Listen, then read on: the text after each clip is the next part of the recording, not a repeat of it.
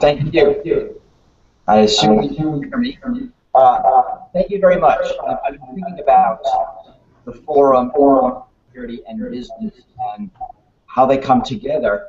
And I think the important thing we have to think about is the speed of innovation. What the internet gives us is an enormous speed of innovation. And I think that's the reason why we put so much of our future in corporate hands. And if you look at government innovation versus commercial innovation is faster. It's going to do things better, quicker, is going to innovate, is going to iterate. And that's for a couple of reasons. We live in a society that is based on rights and not permissions. That you can do something if you think of it and not have to wait for permission. And that really lets us innovate much faster. Now the thing is security is that the attackers are innovating too, just as fast. And by attackers, I mean something very general. Hackers, criminals, corporations, governments, our own, others. And we're seeing all through our technical society, attacks innovate faster than defenses. Right? I mean, some of it's easy. I mean, some of it's easy to understand. There's a basic first mover advantage for an attacker. Some of it is because they are quicker to make use of innovations. Right? They don't have a procurement process. They don't have any rules they have to follow. And because of this, there's a delay. And you can see it again and again. A delay between when a new attack appears and when defenses appear. You can see that in things like credit card fraud. You can see it in identity theft. You can see it in how organizations are using the internet to organize for criminal activity. Right? Again and again, we are playing catch up. And that means we have a security gap.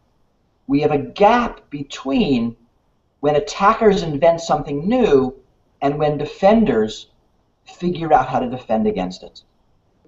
And as technology moves faster, we're going to see a wider gap, a bigger gap that can be taken advantage of. Right? Mr. Dukakis mentioned Stuxnet. That was a cyber weapon created by US and Israel, fired against Iran, because attack is easier than defense.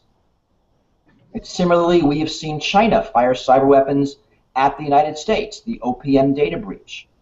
We've seen companies come up with business models that basically surveil us and provide a product or service or make a profit based on that. And again, we are seeing the offensive uses of data outstrip the defenses.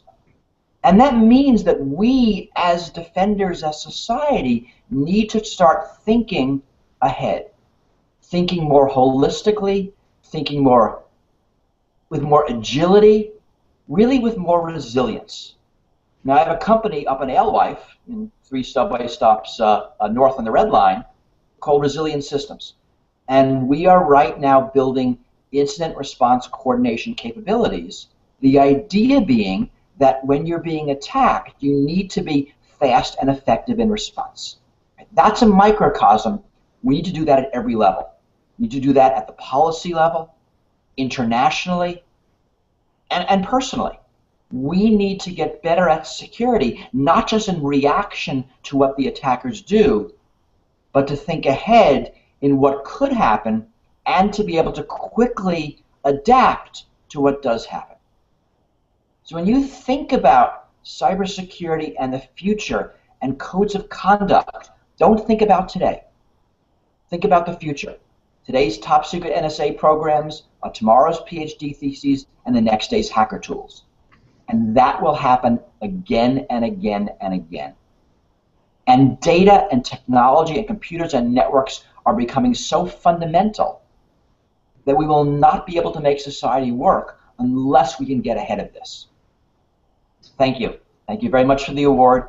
And I wish I was there, but I'm not. And thank you for letting me attend remotely. Thank you.